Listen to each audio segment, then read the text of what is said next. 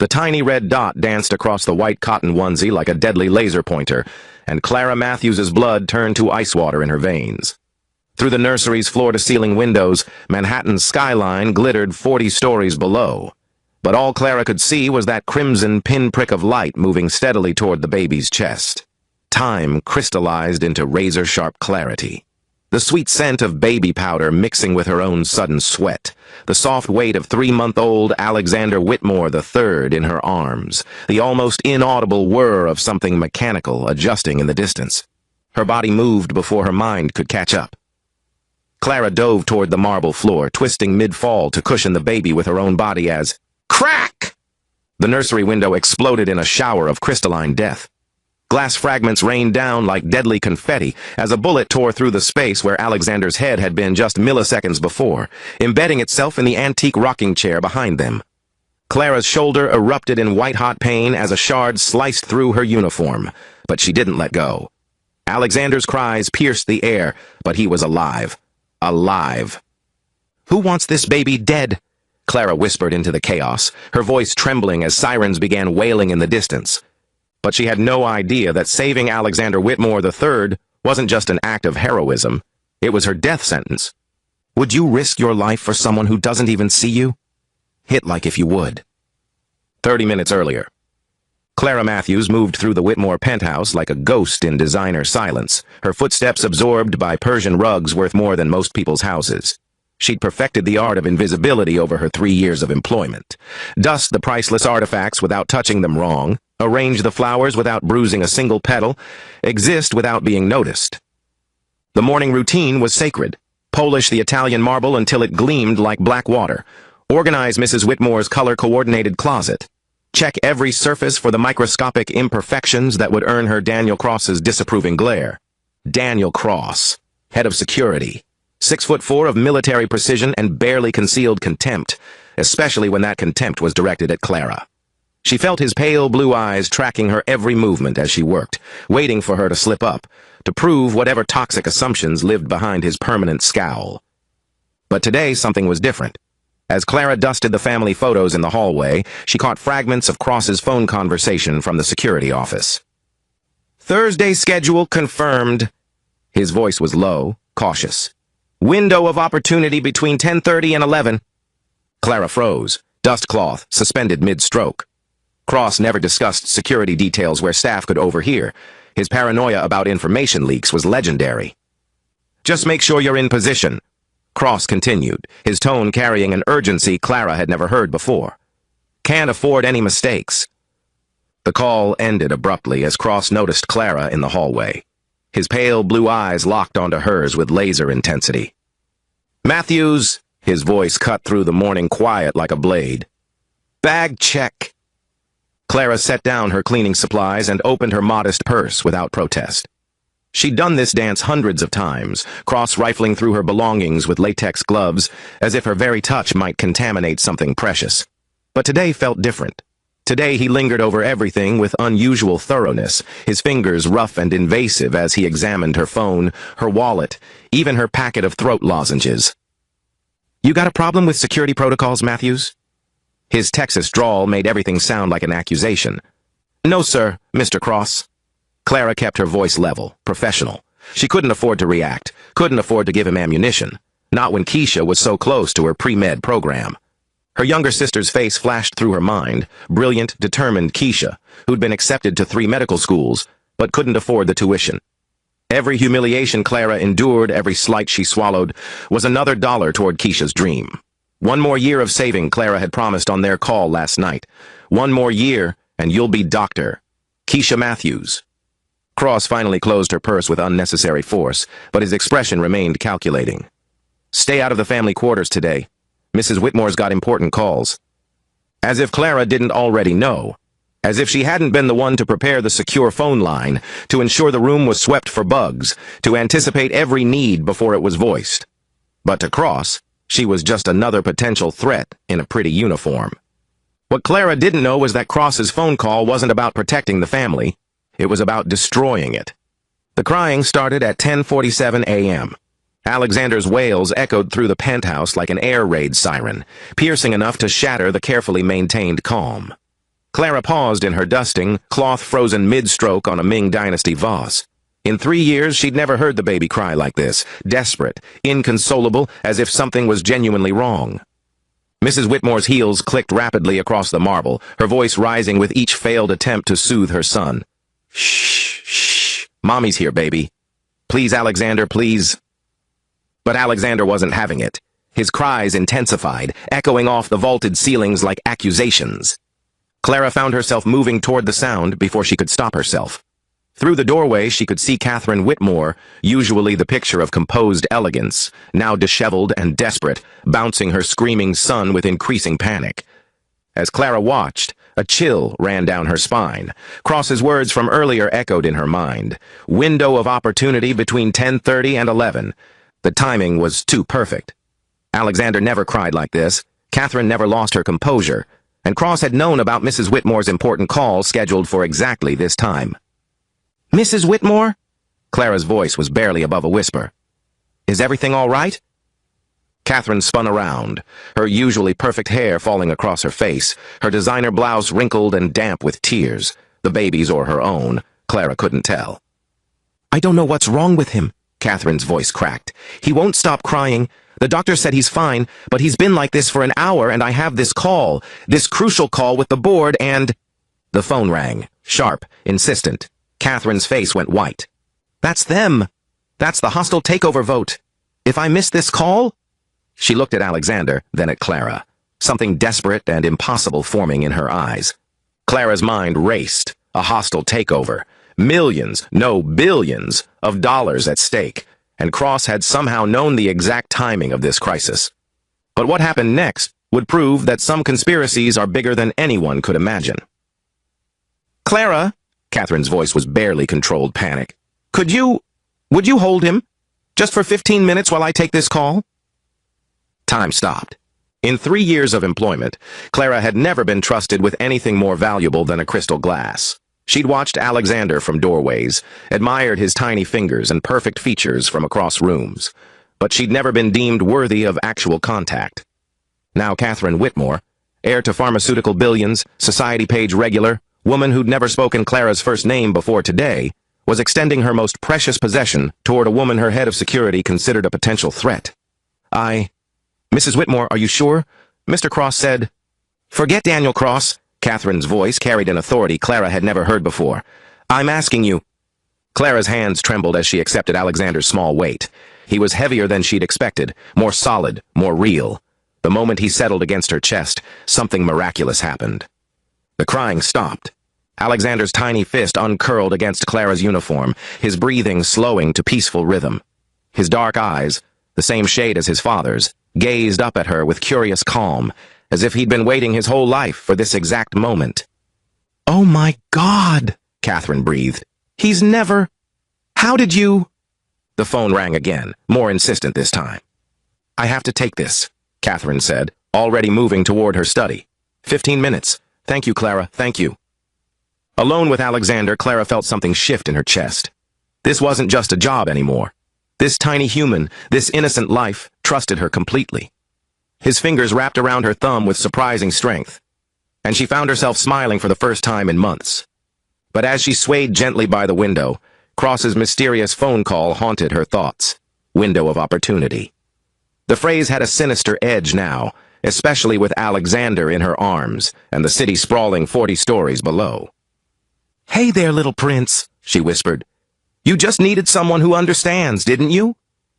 She moved closer to the window, drawn by the peaceful view of Central Park. Alexander seemed fascinated by the dancing light patterns on the glass. That's when Clara noticed something that made her blood freeze. A thin red line was moving across Alexander's chest. Slow, deliberate, aiming. The laser sight of a sniper's rifle. Cross's words exploded in her mind. Just make sure you're in position. What happened in the next 3 seconds would either save Alexander's life or make Clara a target for forces she was only beginning to understand. Crack! The window exploded. Clara hit the marble floor hard, her shoulders screaming as glass shards opened her skin like paper cuts from hell. But Alexander was safe, cushioned against her chest, his cries now mixing with the wail of car alarms 40 stories below. The antique rocking chair where they'd been standing sprouted a splintered hole the size of Clara's fist. If she'd hesitated even a heartbeat. He's breathing. He's safe. He's safe. Clara's whole body trembled. She'd just taken a shot meant for a baby. Clara! Catherine's scream cut through the chaos as she burst into the nursery, her business call forgotten. Oh God, what happened? Is he? He's alive, Clara gasped, struggling to sit up while keeping Alexander protected. Someone was shooting! Footsteps thundered through the penthouse. Security guards, police sirens growing louder, and cutting through it all like a blade, Daniel Cross's voice, sharp with suspicion and something that sounded almost like satisfaction. Well, well, well. Look what we have here. Cross stood in the doorway, his hand resting on his service weapon, his pale eyes taking in the scene with cold calculation. Glass everywhere, Clara bleeding on the floor, the baby in her arms. But Clara saw something else in his expression, something that chilled her more than the sniper's bullet had. Cross didn't look surprised. He looked disappointed, as if this wasn't the outcome he'd been expecting. Mighty convenient timing, Matthews, he drawled, stepping carefully around the debris. You hold the kid for the first time ever, and suddenly there's a shooting? Clara's mouth fell open. You think I think you staged this whole thing to look like a hero, Cross continued, his voice gaining confidence with each word. Create a crisis. Solve a crisis. Suddenly you're indispensable instead of expendable. The accusation hit Clara like a physical blow. She'd just risked her life to save Alexander, taken a bullet meant for an innocent baby, and Cross was accusing her of orchestration? But as Cross reached for Clara's wrist, whether to help her up or arrest her, she couldn't tell, a terrible realization crashed over her. Cross's phone call, his knowledge of the timing, his immediate assumption of her guilt. He hadn't been surprised by the shooting because he'd been expecting it. He'd been counting on it. Have you ever been blamed for something you risked everything to prevent? Drop a comment if you've faced injustice and hit subscribe to see how Clara fights back. That's insane, Catherine snapped, taking Alexander from Clara's trembling arms. She saved my son. Did she? Cross knelt beside Clara, his latex gloves already on. For evidence collection or contamination prevention, Clara couldn't tell. Or did she have advance warning? Maybe some friends on the outside who needed a distraction? The words were careful, coded, but Clara heard the real accusation underneath. Your people, your kind, your criminal connections. Clara's mind raced as she watched Cross work. Every movement was too practiced, too prepared, as if he'd rehearsed this exact scenario. Mr. Cross, she said quietly, her voice steady despite the chaos around them. How did you know to bring evidence gloves to a shooting scene? Cross's hands froze for just a moment. Barely a heartbeat, but Clara caught it. Standard protocol, he said, but his voice had lost some of its certainty. And how did you know the shot came from outside? Clara pressed, adrenaline sharpening her thoughts to razor clarity. You haven't examined the trajectory yet, but you're already building a case about my outside connections. Cross's pale blue eyes flickered with something dangerous. You're in shock, Matthews. Not thinking clearly. But Clara was thinking more clearly than she had in years. The phone call, the timing, the immediate accusations. Cross wasn't investigating a crime. He was covering one up. I heard your phone call this morning, Clara said quietly, her words carrying across the debris-filled nursery like an accusation. About windows of opportunity, about being in position. The color drained from Cross's face. Catherine, still clutching Alexander, looked between them with growing horror. Daniel? What is she talking about? But before Cross could answer, his radio crackled with a transmission that would change everything. Sir, we've got the trajectory analysis. Shot came from the Meridian building, 42nd floor. Professional marksman, military-grade rifle. This wasn't some random... Cross lunged for the radio, but it was too late. The words hung in the air like an executioner's axe. Because if the shot came from outside, from a professional sniper, then Clara Matthews wasn't the perpetrator. She was a hero. And that meant someone else, someone with access, someone with resources, someone with detailed knowledge of family schedules, had wanted Alexander Whitmore III dead. Someone like Daniel Cross. The forensics report arrived like a thunderbolt, wrapped in official paperwork.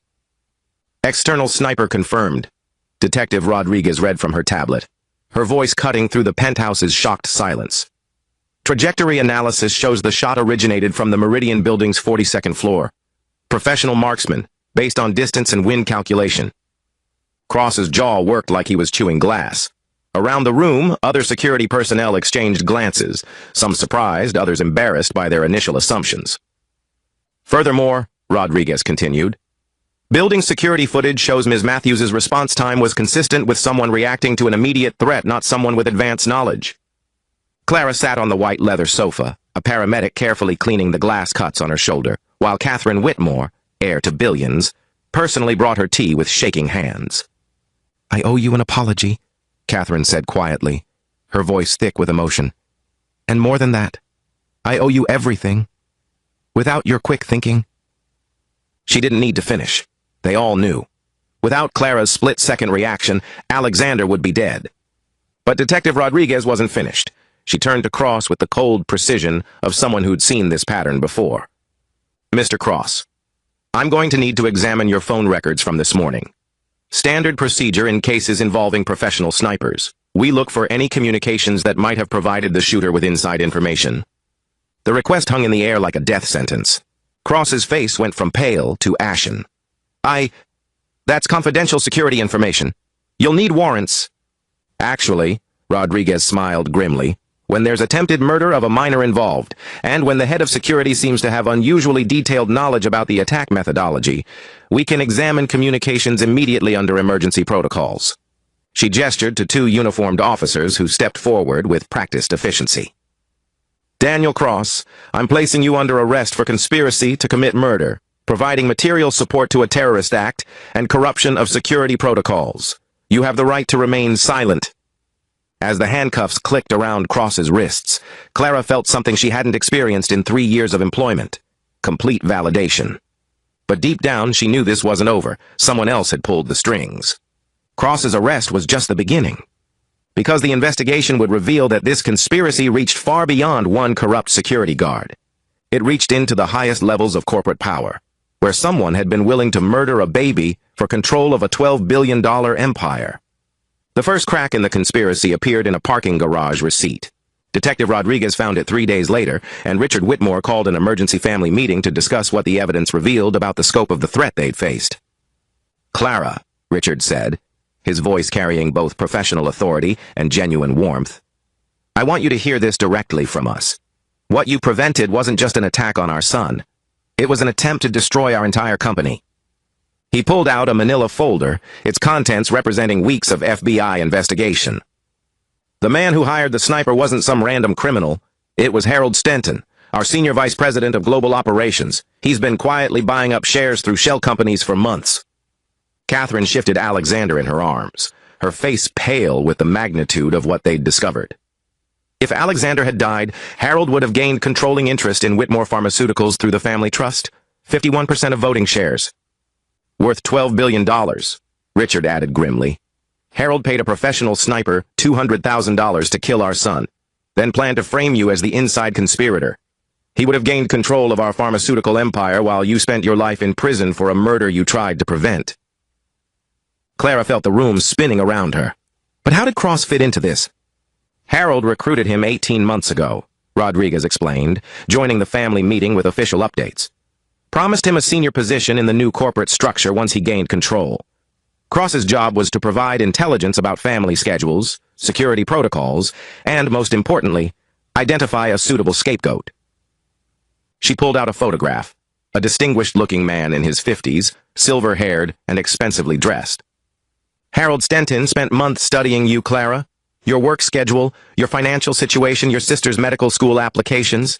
He chose you as the perfect patsy, someone the justice system would find believable as a desperate criminal." The words hit Clara like ice water. "He was going to destroy my life to cover his tracks." "Completely," Rodriguez confirmed. "The plan was simple. Sniper takes the shot, Cross discovers evidence linking you to the shooter, you get convicted of conspiracy to commit murder while the real killers disappear with their money."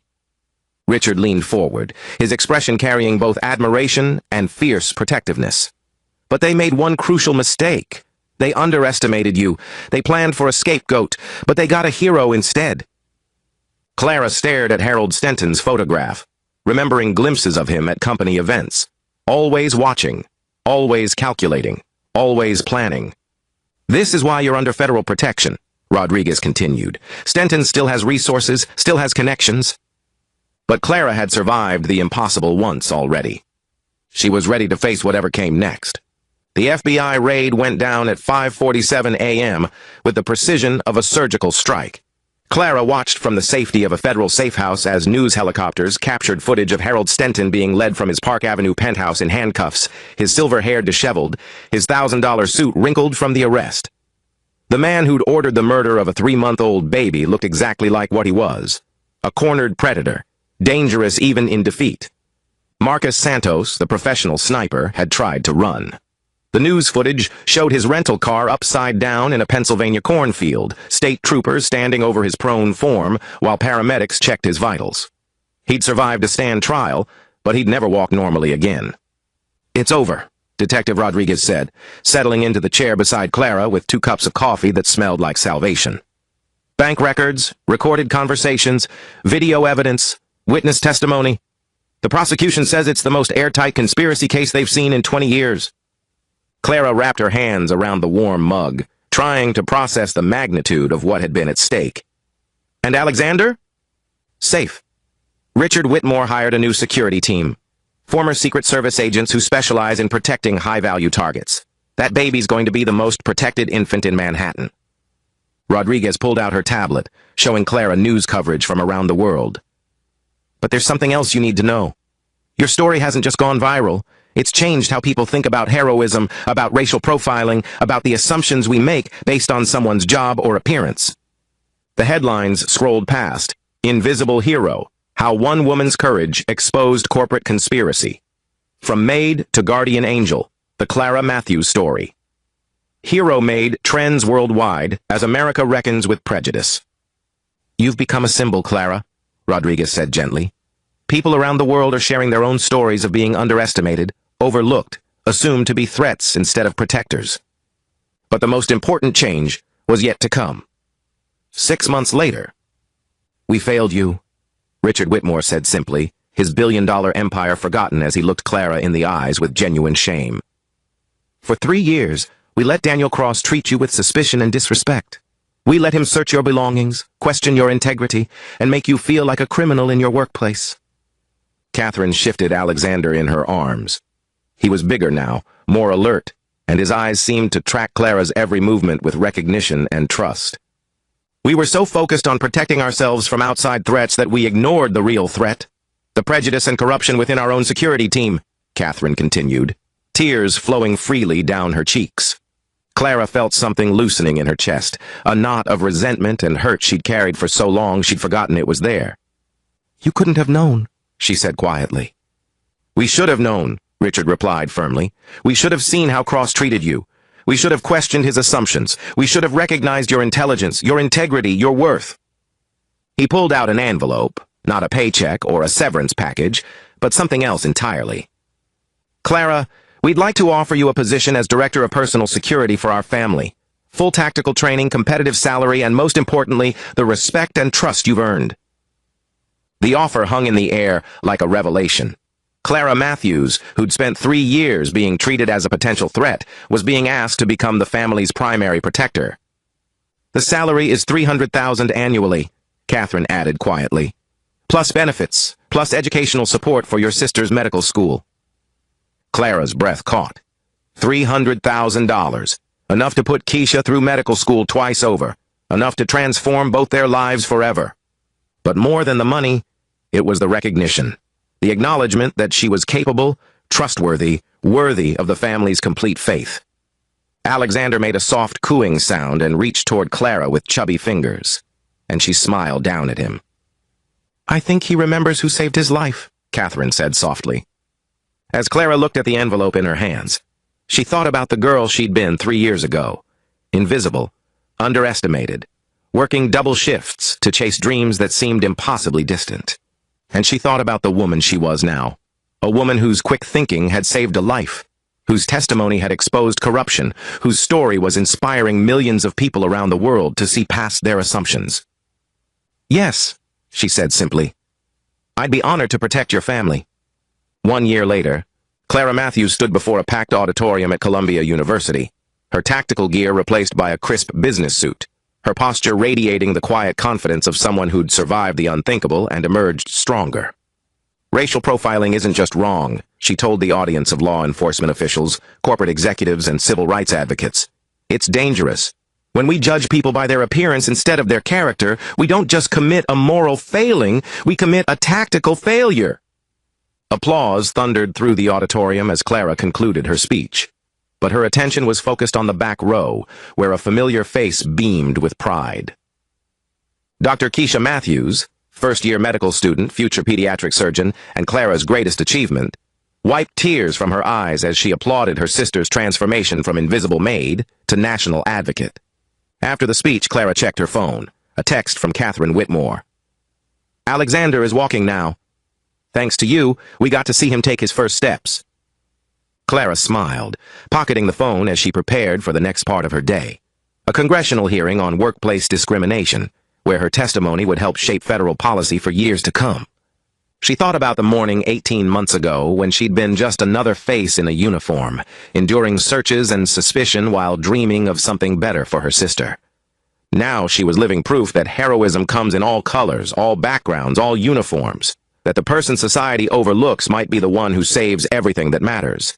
The little red dot that had once threatened Alexander's life had inadvertently illuminated something far more valuable: the truth about courage, dignity, and the power of refusing to stay invisible. Clara Matthews had stepped into the light, and she was never going back to the shadows. If Clara's story moved you, take a second to hit like, share this video with someone who needs to hear it, and subscribe so you never miss the next story of courage and redemption. And tell us in the comments